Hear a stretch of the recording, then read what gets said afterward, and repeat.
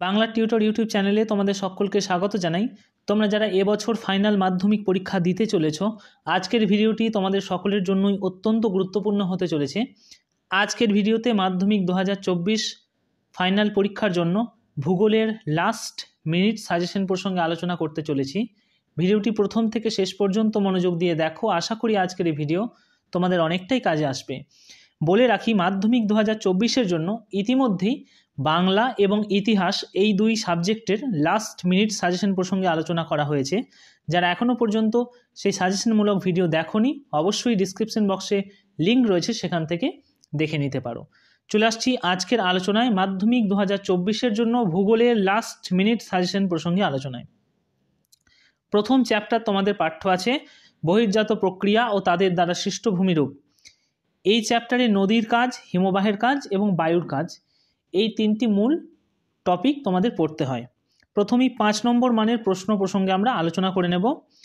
বায়ুর ক্ষয়কার্যের ফলে সৃষ্ট ভূমিরূপের সচিত্র বিবরণ দাও। খুব গুরুত্বপূর্ণ প্রশ্ন এবছরের জন্য।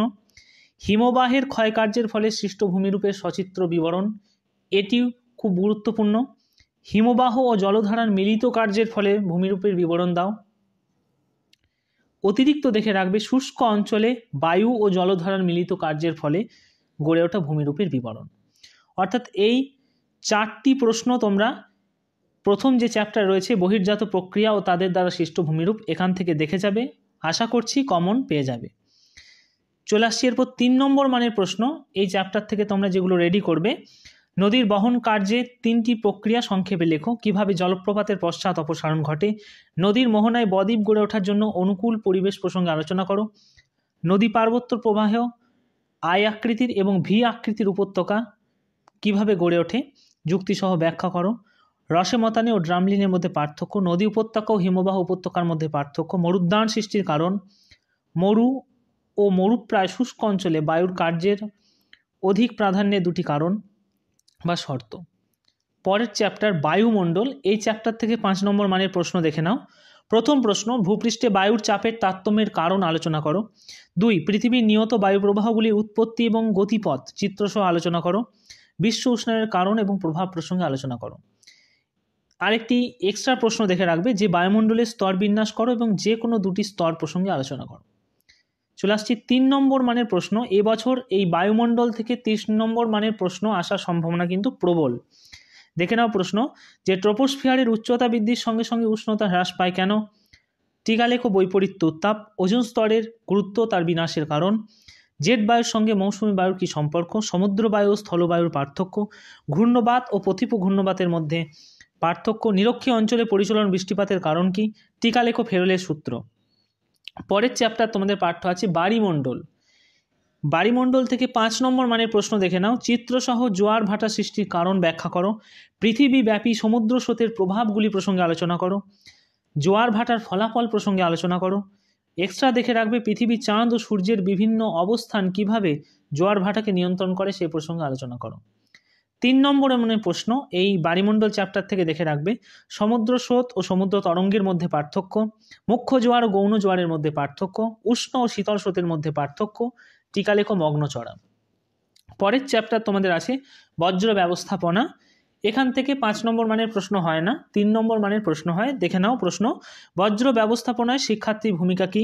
পরিবেশের উপর বজ্র পদার্থের প্রভাব। জৈব ভঙ্গুর ও জৈব অভঙ্গুর বজ্রের মধ্যে পার্থক্য। টিকা লেখো 3R সূত্র বা 5R সূত্র, যে কোনো একটা দিতে পারে, দুটোই রেডি করে যাবে, খুব গুরুত্বপূর্ণ এবছরের জন্য। বজ্রের পরিমাণগত হ্রাস কিভাবে হয়। কঠিন, তরল ও গ্যাসীয় বজ্রের ব্যবস্থাপনার পদ্ধতিগুলো প্রসঙ্গে একটু দেখে যাবে। এরপর ভারত। এই ভারতের প্রথম প্রাকৃতিক অংশটা নিয়ে আমরা প্রশ্ন আলোচনা করব। প্রাকৃতিক অংশ থেকে তোমরা যে প্রশ্নগুলো দেখে যাবে, পশ্চিম হিমালয়ের ভূপ্রাকৃতিক বিবরণ দাও। খুব গুরুত্বপূর্ণ প্রশ্ন এবছরের জন্য। পূর্ব ও পশ্চিম উপকূলীয় মালভূমির বৈশিষ্ট্য পার্থক্য প্রসঙ্গে আলোচনা করো। খুব গুরুত্বপূর্ণ প্রশ্ন এবছরের জন্য। ভারতের জলবায়ুতে মৌসুমী বায়ুর প্রভাব প্রসঙ্গে আলোচনা করো। ভারতের জলবায়ুর প্রধান প্রধান নিয়ন্ত্রকগুলি প্রসঙ্গে বর্ণনা করো। পলি ও কৃষ্ণ মৃত্তিকার মধ্যে পার্থক্য আলোচনা করো।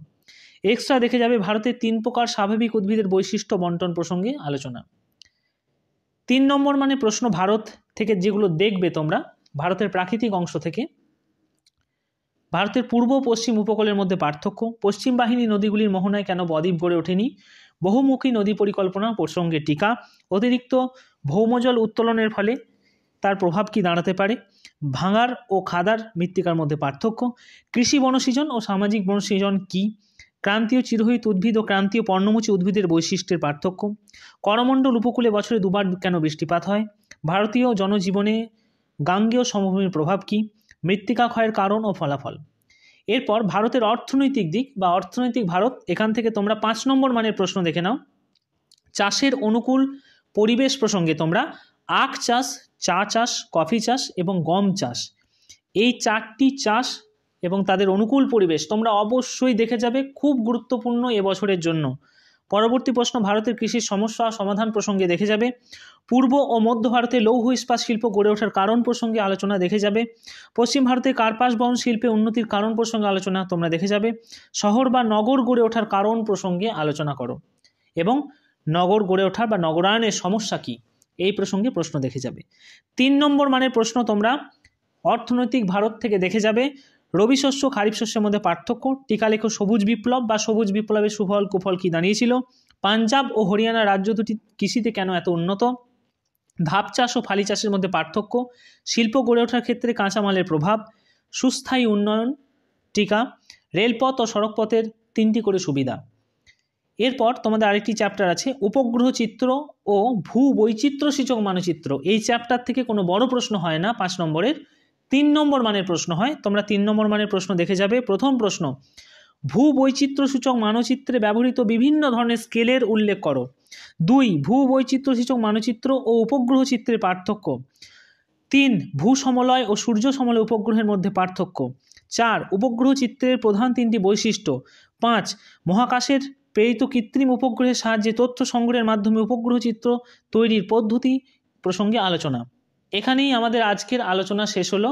তোমরা যারা এবছর ফাইনাল মাধ্যমিক পরীক্ষা দিতে চলেছ, আর হাতে গোনা কয়েকটা দিন তোমাদের জন্য অপেক্ষা করছে, তোমাদের জন্য ভূগোলের লাস্ট মিনিট সাজেশন প্রসঙ্গে আলোচনা। ইতিমধ্যেই বাংলা ও ইতিহাসেরও লাস্ট মিনিট সাজেশন দিয়ে দিয়েছি, তোমরা ভিডিওগুলি অবশ্যই দেখে নিও।